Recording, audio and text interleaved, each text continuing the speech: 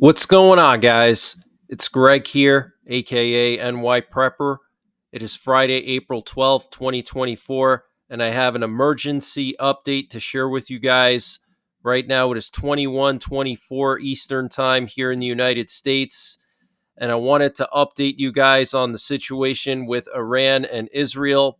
So we could be just hours or days away from one of the biggest events in our lifetime, and that's Iran directly striking Israel with dozens of ballistic missiles or cruise missiles or drones, and potentially this massive coordinated attack on Israel by Iran and its proxies.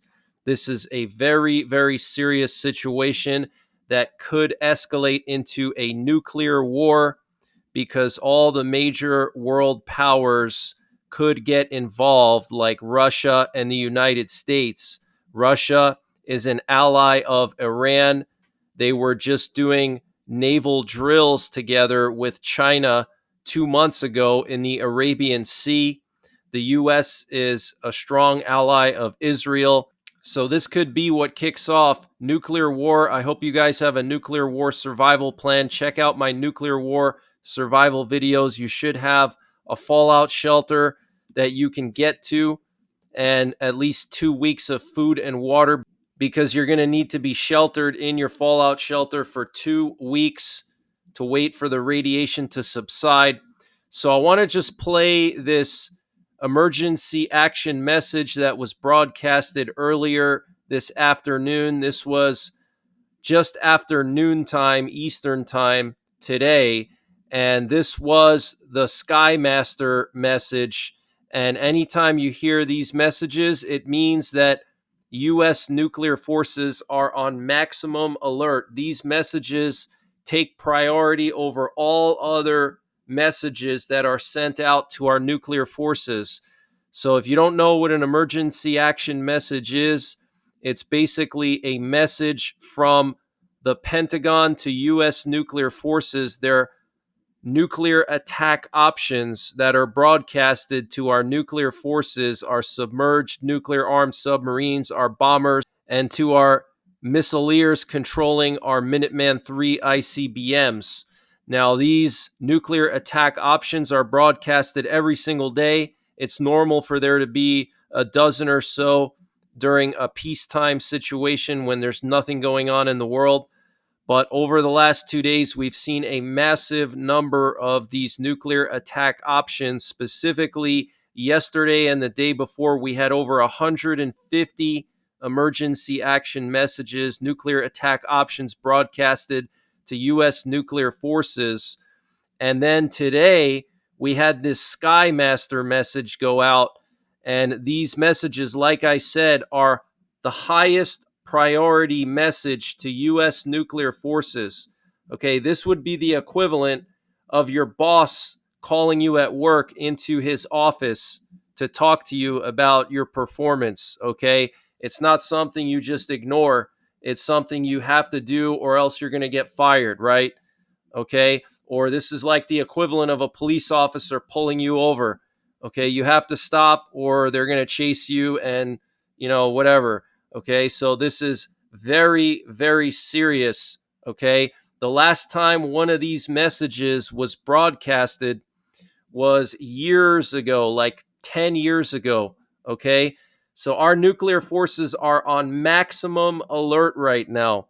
Okay, let me play this message though so you can hear it for yourself. These nuclear attack options are broadcasted in alphanumeric coded messages on public frequencies. They're broadcasted on the high frequencies. And the reason why they're broadcasted on public frequencies is because nobody can decipher what they mean. They're just alphanumeric messages, A, B, C, 1, 2, 3.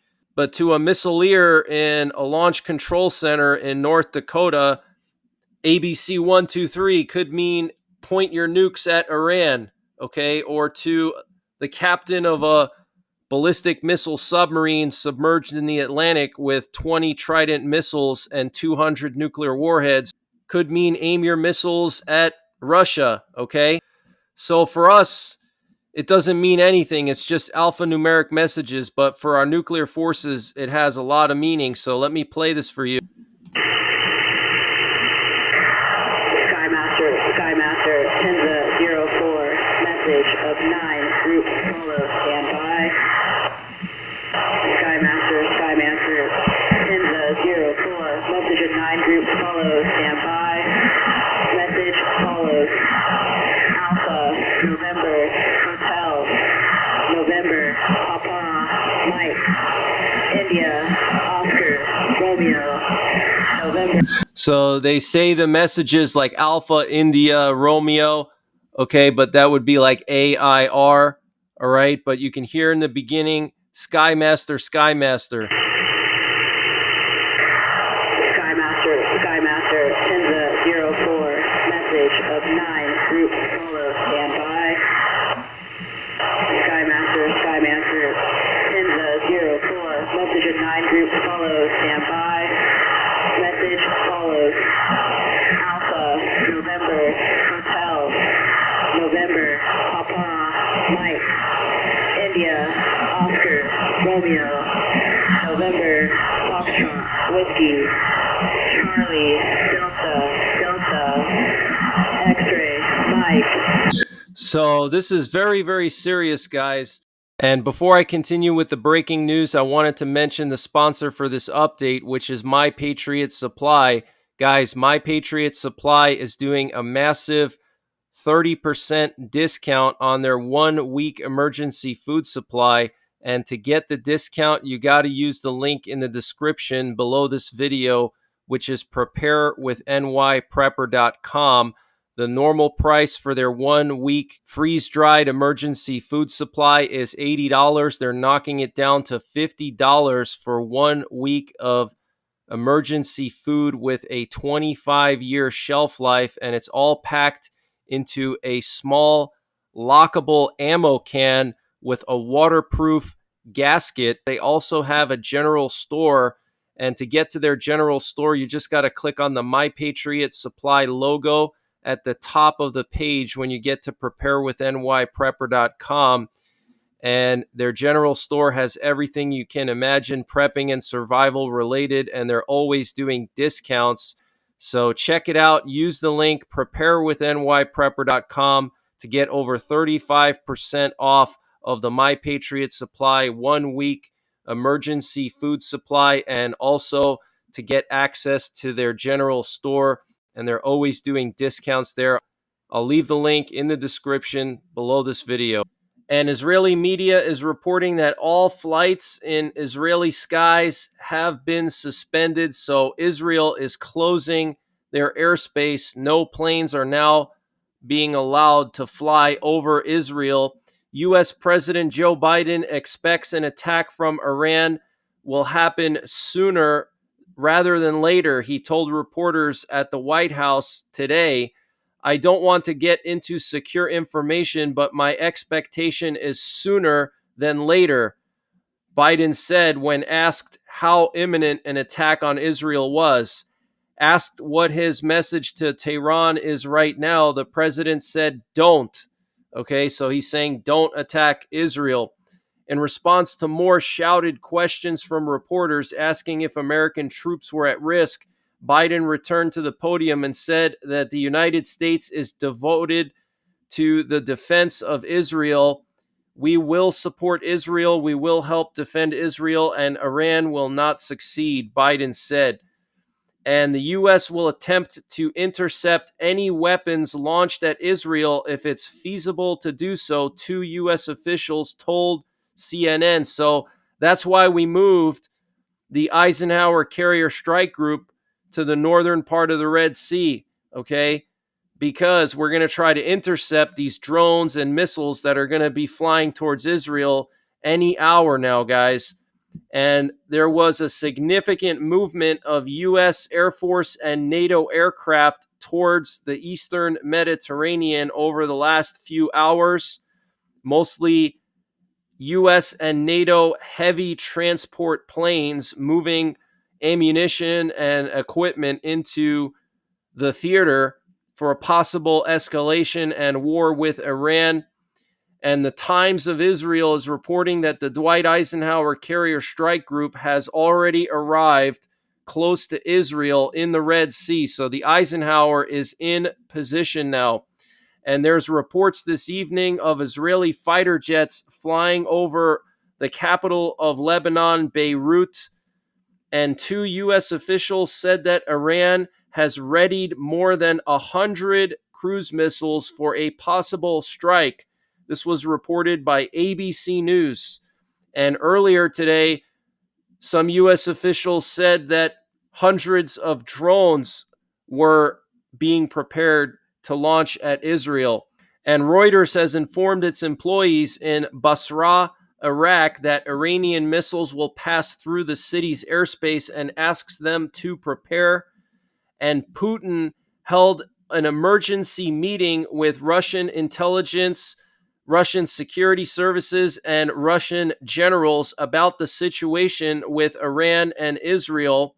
And I want to remind you guys that Russia is an ally of Iran, and they signed a defense pact a few months ago. Nikolai Patrushev, Putin's best friend and former FSB director, and now the head of the Russian National Security Council, went to Iran a few months ago and signed some kind of a defense agreement with Iran. Okay, so now Putin is holding an emergency meeting with his intelligence, security services, and generals. Very serious situation, guys. Like I said, this war is going to draw in all the major powers. I want to show you guys something interesting here. Israel has shut off a lot of their webcams. Just about a week ago, there were dozens of webcams. So as you can see, only 4 webcams are operational in all of Israel, guys. That is insane. And General Eric Kurilla, the commander of U.S. Central Command, has been in Israel meeting with Israel's top generals on Friday. The Israeli Defense Forces Chief of Staff, Lieutenant General Herzi Halevi, met with Kurilla. Okay, yesterday, Yoav Gallant met with Kurilla. And also, U.S. Defense Minister Lloyd Austin spoke with the Israeli Defense Minister yesterday. And U.S. CENTCOM Commander Kurilla will stay another day in Israel to discuss the whole situation and plan everything out. Okay, so this is very, very serious, guys. He's extending his stay.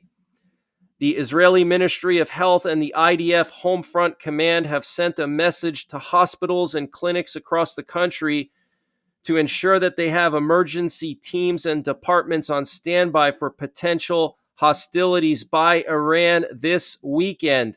This was reported by Khan News. And Turkey said that the U.S. and Israel cannot use its airspace against Iran. This is in addition to Qatar and Kuwait, who have also told the same thing to the U.S. and Israel.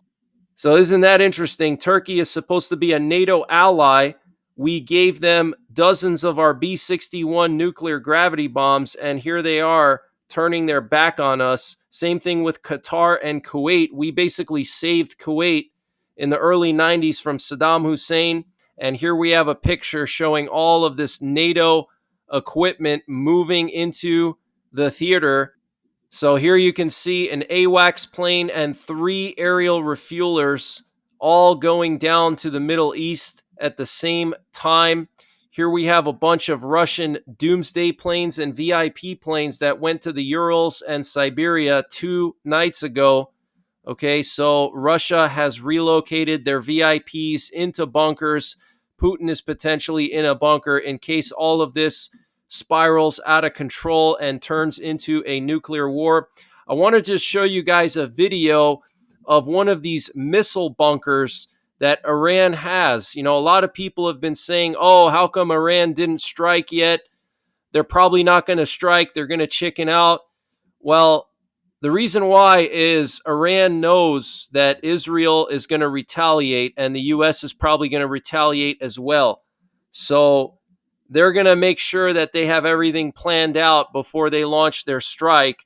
And even if they plan it out as best as possible, the U.S. and Israel is still going to annihilate a lot of their military facilities in response, potentially their nuclear facilities. But look at this, guys. They have these ballistic missiles in bunkers. They have entire silos in the middle of the desert, and Iran is a big country.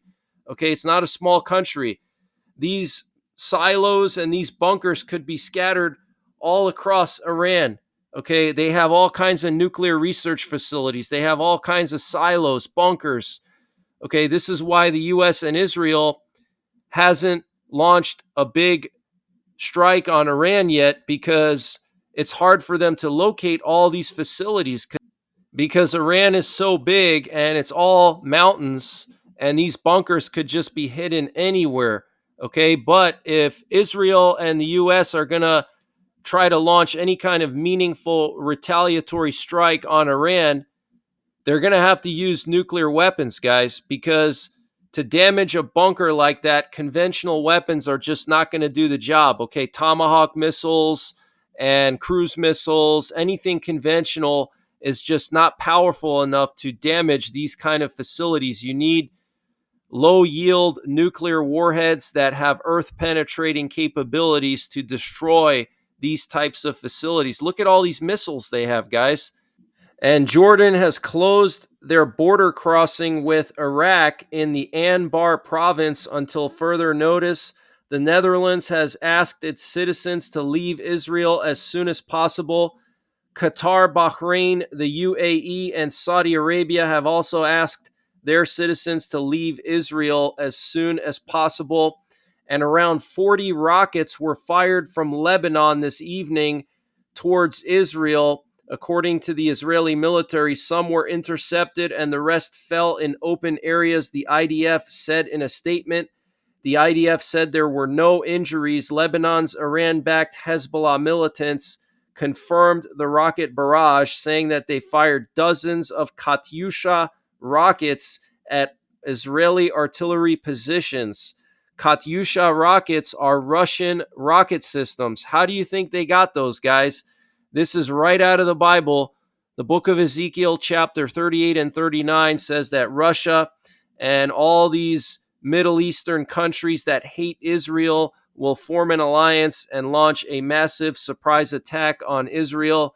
And it looks like we're in the beginning stages of that right now. I want to just remind you guys what the leader of Iran posted to Twitter 2 days ago, Ayatollah Khamenei. He said that Israel should be punished and will be punished. Okay. And he said that the attack on the Iranian consulate in Damascus by Israel is the same as if Israel attacked Iranian soil. Okay. So very strong words there. And I want to read to you what Marco Rubio posted today. He said, barring some last minute development, Iran is going to attack Israel. The response and risk of escalation will depend on what and how they attack. Okay, so Iran is going to attack Israel. That's what Marco Rubio is saying. And I would listen to him because he's got a top secret clearance. He sees all kinds of intelligence. He's on the Intelligence Committee in the Senate. He's also on the Foreign Relations Committee. So he knows a lot of stuff. Okay. He also said yesterday, if Iran and their regional proxies launch a combined attack on Israel, rapid escalation will be very difficult to prevent, and we will face a new armed conflict that will be nearly impossible to contain. Okay. He also said yesterday, Iran wants to launch a large-scale attack from their own territory against Israel. Israel will respond instantly with an even more severe counterattack inside of Iran. What happens next is the most dangerous Middle East moment since 1973.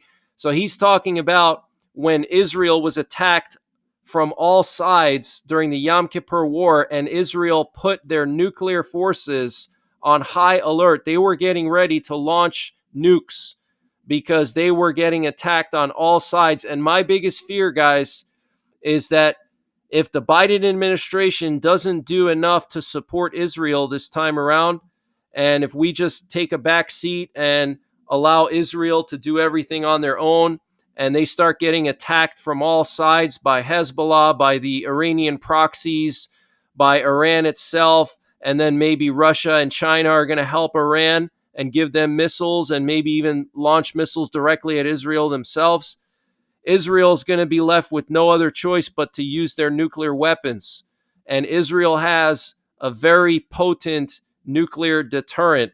Okay, they have dozens of Jericho missiles scattered throughout the desert in central Israel on mobile launchers. The Jericho missiles have a range of over 4,000 miles.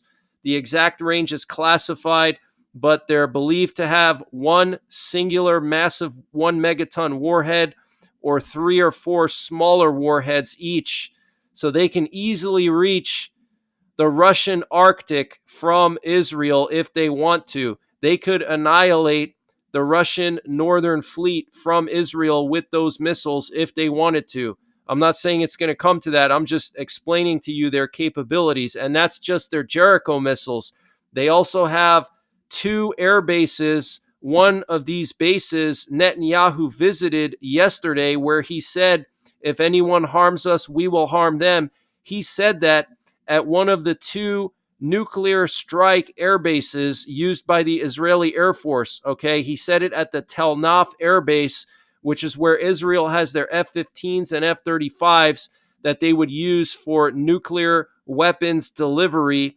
And it is believed that Israel stores some kind of nuclear gravity bombs or nuclear tipped missiles at those bases that they could load onto their F-15s and F-35s and use them to strike. They also have the Popeye missiles, which are submarine launched cruise missiles that are believed to be nuclear tipped, and they have 1,000-mile range, so they're similar to our Tomahawk missiles. Okay, so Israel will push the red button if they are outnumbered, and it looks like they're not going to be able to defend themselves from this onslaught. They will push the red button, guys. Okay, they almost did it in 1973. You can look it up, read it for yourself. Okay, and I want to remind you guys that Hezbollah has enough rockets that they could launch 2,000 rockets a day at Israel for 6 months nonstop. Do you think Israel is just going to sit there and do nothing if Hezbollah is launching thousands of rockets at them every single day? They're not just going to sit back and do nothing, okay? They're going to annihilate Hezbollah and Iran also, okay? So this is very, very serious. This is going to escalate. This is the biggest moment in our lifetimes, guys. I'm telling you, this is going to escalate. And interestingly, Russia just completed a test of one of their ICBMs launched from the Kapustin Yar test facility. You can see this ICBM here. I'm not sure exactly which one this is. I know they were supposed to test their city killers this week. They were supposed to test their Topol M and I believe their Sarmet. The Topol M is a missile that carries one giant warhead, a 1 megaton warhead, and the only thing a missile like that is good for is for destroying cities, okay? You don't need a single giant warhead to take out military bases. You only need small warheads to take out bases because bases are not large. They're not particularly hard, okay? They don't have a lot of reinforcement. But if you're trying to level a city like New York City or Chicago or LA, you need massive warheads. And these Topol missiles have 1 megaton warheads. Okay, so Russia was testing their city killer missiles. This is very, very serious, guys. And it's not a coincidence. Nothing is a coincidence. The biggest mistake that people make here in the US and in the Western world is we think that everything is just a coincidence. Like, oh yeah, Putin just rolled out of bed yesterday and said, yeah, let's just test those city killer missiles today. I just want to see, how they perform. I'm kind of bored. I want to show off my missiles to the world. It doesn't work that way. Okay, everything Russia does is calculated. Everything happens for a reason. Okay, and I want to remind you guys that yesterday Russia moved some equipment into Kaliningrad. Here we have an Ilyushin 76, which is the heaviest transport plane in the Russian Air Force. It can carry 40 tons of cargo, and it's designed to be used on unimproved runways. And so they were moving something here into Kaliningrad. We know that Belarus has put their military on combat alert, and they've moved an entire mechanized brigade to within just 5 miles of the Lithuanian border. And that mechanized brigade is only like 20 miles from the capital of Lithuania, Vilnius. And there's literally no NATO forces between Vilnius and Belarus. They could literally cross the border and be in Vilnius within 30 minutes. Okay, there are no NATO forces there.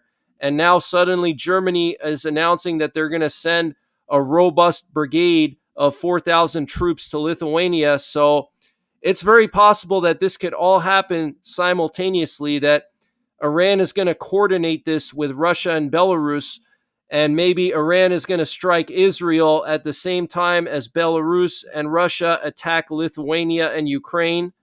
Or maybe Russia is going to wait for the situation between Iran and Israel to escalate more to the point where the U.S. has to get involved. And then once that escalates and we're bogged down in the Middle East, then Belarus is going to attack Lithuania and try to take the capital and maybe make a land bridge to Kaliningrad, take the Suwalki Gap. And then Russia is going to do their big offensive and collapse the entire Ukrainian front line and go all the way to the Dnieper River. What's happening in Belarus right now with these troops building up right on the border of Lithuania is the same thing that happened when Russia and Belarus invaded Ukraine 2 years ago. Okay, they built up their forces just north of the capital of Ukraine in the town of Gomel, just a few miles from the Ukrainian border and just 50 miles from the capital. They did the same exact thing that they're doing now with Vilnius in Lithuania. Okay, so this is a very, very serious situation, and the president of Belarus is in Russia now meeting with Putin for a working visit. Very interesting. The Russian Baltic Fleet is on combat alert right now, and they're going to be doing live fire drills this week. Okay, here we have a picture of some NATO warships that arrived in Helsinki today. So NATO is beefing up their presence in Finland. We have more reconnaissance in the Baltic Sea this evening. This is a P-8 Poseidon that was looping like dozens of times here off the coast of Kaliningrad. Look at this, guys. This is insane. I've never seen this much P-8 activity here off the coast of Kaliningrad. Every single day they're sending a P-8 over here, and it's looping in this area dozens and dozens of times. Okay, so this is another area that we have to watch. We also have this U.S. RQ-4 Global Hawk in the Black Sea near Crimea, and anytime this thing is in the Black Sea, usually something happens in Crimea. Either Ukraine strikes Crimea or Russia is launching missiles from Crimea into Ukraine. So we have to keep an eye on this.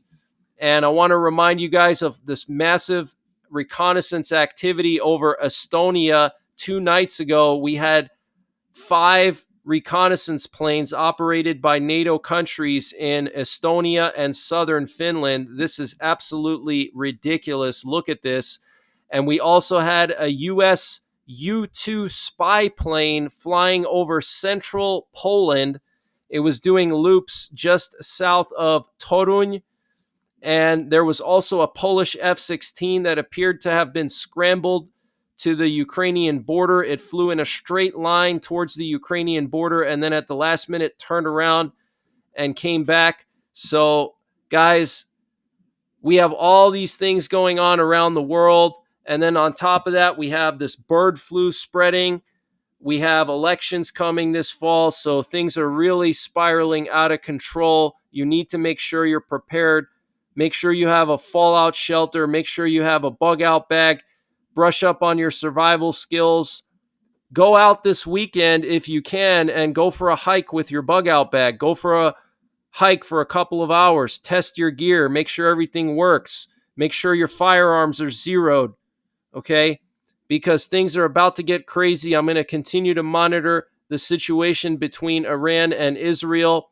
I don't think Iran is going to wait too much longer because they don't want Israel to get too prepared. But at the same time, Iran has to make enough preparations themselves because they're going to get hit back. Okay, so they can't just hastily, immediately launch missiles. They have to plan out what they're going to hit and what their defenses are going to be like. They have to put their air defenses up. They have to make sure all their radars are working and pointed in the right direction. And they have to put their air defenses on high alert. So it's not, 1, 2, 3, boom, missiles launch. Okay, this is the real world. And in the real world, things don't work like a video game or in the movies. Okay, so this could take a couple more days, even. All right, but I'm going to continue to watch the situation. And when this kicks off, I will go live. So make sure you're subscribed. Hit the bell icon down below so you get notified when I post these updates. And if you don't get notifications, just manually check my channel periodically. And a lot of people have been complaining that they can't find my channel when they search it in YouTube. So what you need to do is type at NYPrepper, one word, at, like the at symbol, the A with the circle around it. NYPrepper, one word, no spaces, and my channel will come up. Or you can go to youtube.com/NYPrepper, and that'll pull up my channel as well. So I'll be back tomorrow with more breaking news, and if anything happens, I will go live. So until next time, take care, God bless, and don't forget the 3 Ps: prepare, practice, and persevere. Guys, the world is getting crazier by the day. We're on the verge of World War III. The U.S. is drowning in trillions of dollars in debt. Inflation is at an all-time high, and there's no end in sight. So you need to prepare your finances for the future with precious metals. Precious metals are a great way to protect your hard-earned savings and retirement against inflation and the uncertainty of the stock market. Also, precious metals are good to have for the purposes of preparedness, to be able to barter with people for essential supplies if the grid goes down. Every prepper should have at least a small amount of silver coins. The company I trust for my precious metals is Midas Gold Group. Text NYPrepper to 232425 for free information on precious metals. Midas Gold Group is 100% veteran owned and supports veterans through the Wounded Warrior Project. Midas Gold Group will work with you to convert part of your retirement savings into gold or to set up a gold IRA. And unlike many precious metals dealers, Midas Gold Group offers precious metals in small denominations, which is great for preparedness, so you have something tangible to use for bartering when the grid goes down. Precious metals have continuously risen in price over the past 100 years and are considered a safe investment. So text NYPrepper to 232425 for free information and to get started today.